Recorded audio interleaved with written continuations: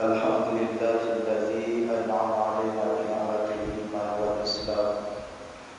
أشهد أن لا إله إلا الله وحده لا شريك له وأشهد أن محمدا عبده ورسوله لا نبي بعده.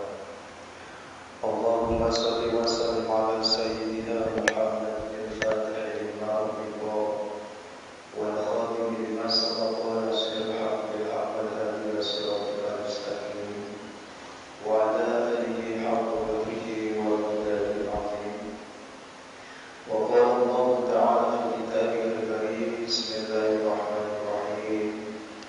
يا أيها الذين آمنوا اذكروا الله ذكرا كثيرا وسبحوه بكرة وأصيلا.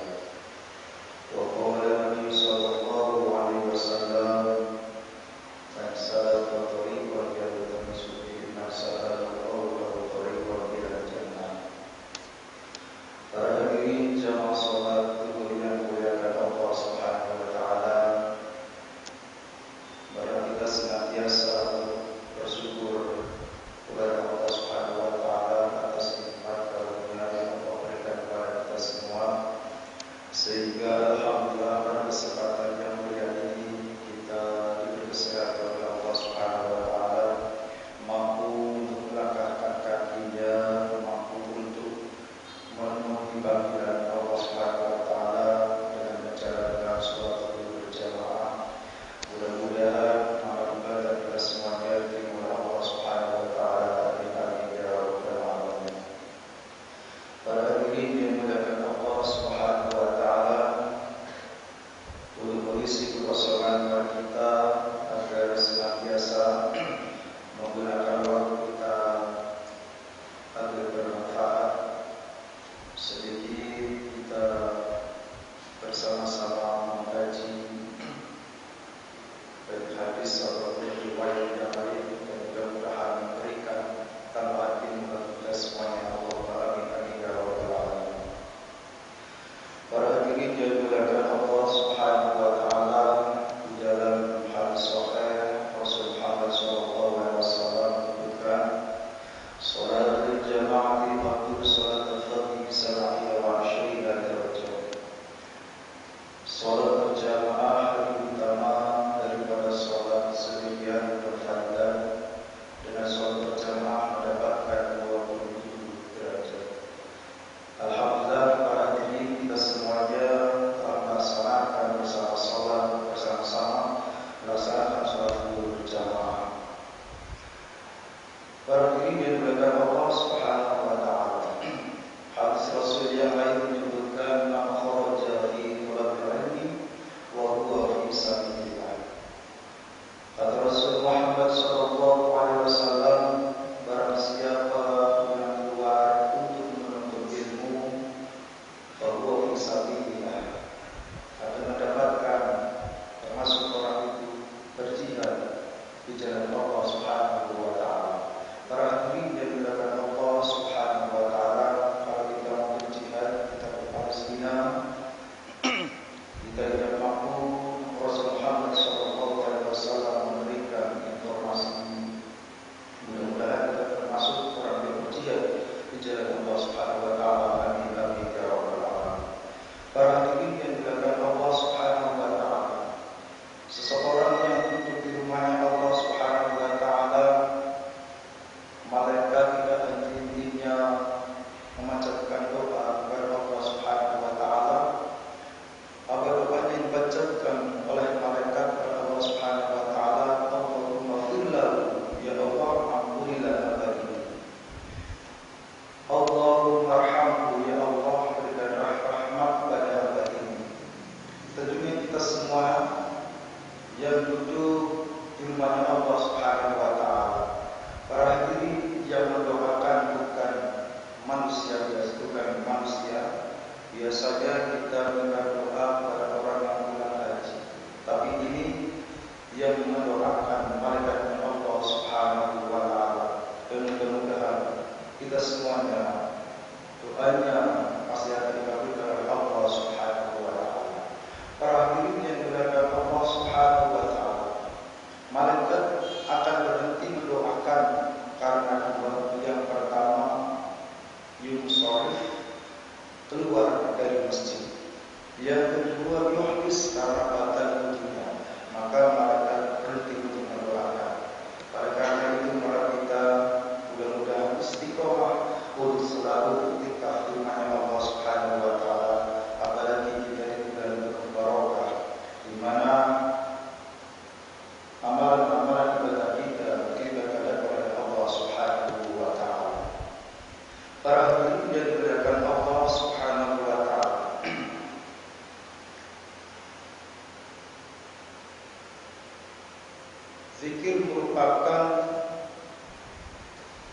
ibadah sunnah yang sangat dianjurkan dilakukan di setiap saat.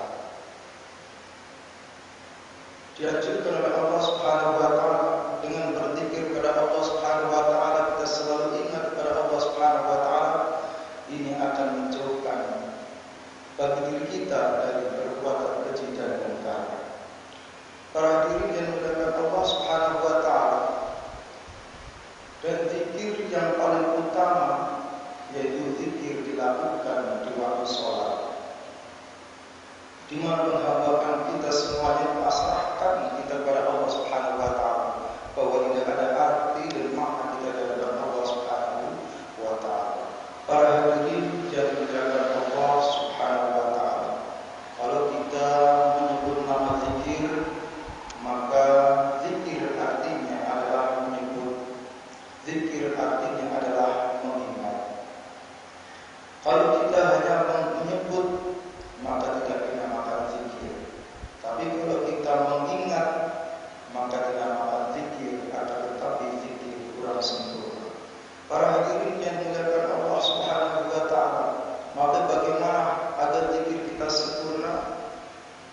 Kita sebagai hamba Allah Subhanahu wa taala pasti ingin selalu apa yang kita usahakan, apa yang kita harapkan, apa yang kita inginkan, pasti ingin sesuatu tersebut agar hasil yang sempurna.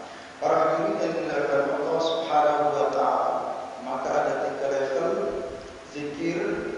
Yang pertama, menyebut itu tempatnya di lisan, maka ketika kita menyebut asma Allah, kalimat yang lain, contoh misal Allah akbar, la ilaha illallah, maka tempatnya di mulut dan disalurkan di dalam hati. Kita mengingat tempatnya di hati, la ilaha illallah, tidak ada Tuhan selain Allah, Allahu akbar, Allah Maha Besar. Yang pertama menyebut tempatnya di lisan, maka mengingat tempatnya di hati. Maka yang ketiga adalah ada sikap mengagungkan diri kita kepada Allah Subhanahu wa taala. Bagaimana sikap mengagungkan kita kepada Allah Subhanahu wa taala? Ud'u rabbakum tadarruan, memohonlah kepada Tuhanmu tadarruan. Makna yang lain di dalam tafsir tadaddur, yang artinya bahwa kita tidak ada arti dan makna di hadapan Allah Subhanahu wa taala, bahwa kita merasa sangat kecil di hadapan Allah Subhanahu wa taala. Bukan kita hadapkan kepada pimpinan kita, bukan kita hadapkan kepada atasan-atasan kita, tapi kita dihadapkan kepada Allah, bahwa kita tidak arti dan merasa kecil di hadapan Allah Subhanahu wa taala. Ketika kita sholat, inni wajjahtu wajhiya lillazi fataras samawati wal ardh, aku hadapkan wajahku ini kepada Dia Allah Subhanahu wa taala yang telah menciptakan langit dan bumi seisinya dunia ini. Maka kita tidak ada arti dan makna kita di hadapan Allah Subhanahu wa taala. Maka oleh karena itu kita tidak sombong kepada siapapun, kepada sahabat, kepada teman, semuanya. Maka kita sesungguhnya makhluk yang lemah, bahwa yang sombong adalah, yang punya kesombongan adalah Allah Subhanahu wa taala. Allahu akbar, Allah Maha Besar. La haula wala quwwata illa billah, tidak ada daya dan kekuatan kecuali Allah Subhanahu wa taala. Maka dengan ini, yang pertama kita menyebut tempatnya di lisan, yang kedua kita mengingat tempatnya adalah di hati, dan yang ketiga kita ada sikap mengagungkan kita kepada Allah Subhanahu wa taala. Yang kedua, mulut tanpa menyebut, tapi hati ini selalu hidup, selalu ingat, selalu mengingat kepada Allah Subhanahu wa taala. Para hadirin yang dimuliakan Allah Subhanahu wa taala, kita semuanya yang hadir di sini di dalam masjid, banyak yang duduk berdiam, mulut tak mengucap, sepertinya ngantuk. Tapi kita tidak tahu, ternyata beliau semuanya yang sedang duduk masjid ini, ternyata hatinya selalu ingat, sedang berzikir kepada Allah Subhanahu wa taala. kesibukan, bahwa kita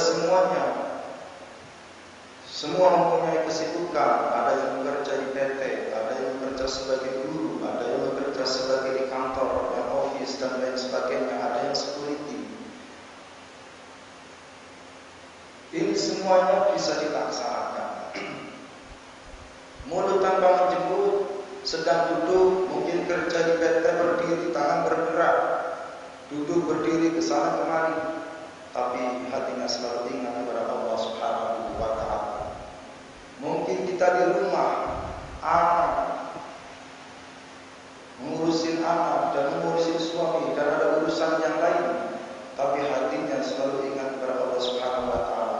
Ada dalam hatinya selalu ingat kepada Allah Subhanahu wa Ta'ala, maka ini adalah termasuk orang yang yadrikum amwalukum wa auladukum min dzikrillah wa may yaf'al dzalika fa ulaika humul khasirin. Hai orang-orang yang beriman, janganlah hartamu, anakmu menjadikan lalai untuk mengingat Allah Subhanahu wa Ta'ala. Para hadirin yang dimuliakan Allah Subhanahu wa Ta'ala, yakinlah kalau kita selalu ingat di dalam hatinya kepada Allah Subhanahu wa Ta'ala, selalu senantiasa mengingat Allah Subhanahu wa Ta'ala, maka kita termasuk orang yang selamat dari lalaian harta-harta kita, anak-anak kita, sehingga kita selalu ingat kepada Allah Subhanahu wa Ta'ala. Para hadirin yang dimuliakan Allah Subhanahu wa Ta'ala, maka ini zikir ini siapapun, walaupun mulut kita tidak menyebut, tapi hati kita selalu ingat adanya Allah di dalam hati. Dimanapun kita berada, kesibukan kita, tapi hatinya selalu ingat kepada Allah, maka insya Allah kita akan selalu takut kepada Allah Subhanahu wa Ta'ala. Karena para hadirin yang Allah Subhanahu wa Ta'ala, ada salah satu ciri yang disebutkan Sayyidina Ali bin Abi Thalib, ciri orang yang bertakwa salah satunya adalah al-khawfu minal jalil, merasa takut kepada Allah Subhanahu wa Ta'ala. Yakinlah kalau kita selalu ingat kepada Allah, kita akan terjauhkan dari perbuatan keji dan mungkar, dari perbuatan-perbuatan yang tidak berguna. Dan kita merasa takut diawasi oleh Allah Subhanahu wa Ta'ala. Yakinlah, insyaallah kita akan takut korupsi, takut segalanya, berbuat maksiatan, semua yang dilarang oleh Allah Subhanahu wa Ta'ala. Maka oleh karena itu, Sayyidina Ali bin Abi Thalib menyebutkan salah satu ciri orang bertakwa al-khawfu minal jalil, senantiasa takut kepada Allah Subhanahu wa Ta'ala. Para hadirin yang dimuliakan Allah Subhanahu wa Ta'ala, yang ketiga adalah yang harus kita jauhi. Ada kita mengucap la ilaha illallah, menyebut di dalam mulut, tapi maaf para hadirin, di dalam hatinya kosong sama sekali, tidak ada ingat kepada Allah Subhanahu wa Ta'ala. Tidak ada sikap mengagungkan diri kita kepada Allah Subhanahu wa Ta'ala. Oleh karena itu, maka kita yang termasuk yang seperti ini berarti mengejek-ejek Allah Subhanahu wa Ta'ala. Oleh karena itu kadang kita terjadi pada diri kita. Contohkan para hadirin dengan Allah Subhanahu wa Ta'ala. Apakah kamu mau hadir nanti sore dalam acara? Jawabannya insya Allah. Tapi insya Allah dan insya Allah tidak akan datang. Untuk menyadarkan diri, tidak perlu datang.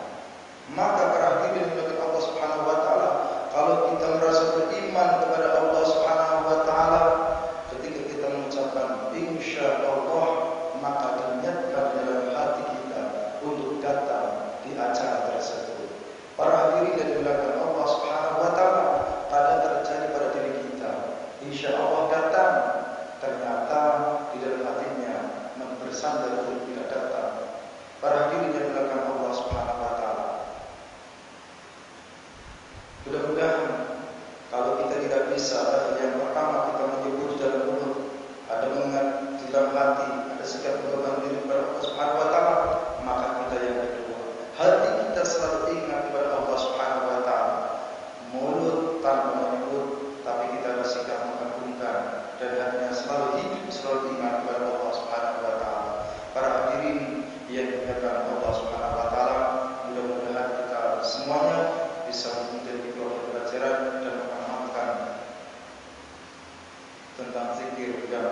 sama-sama kita hadir. Demikian, assalamualaikum